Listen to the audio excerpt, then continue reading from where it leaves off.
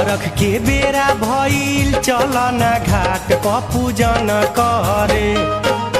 अरघ के बेरा भइल चलन घाट प पूजन करे।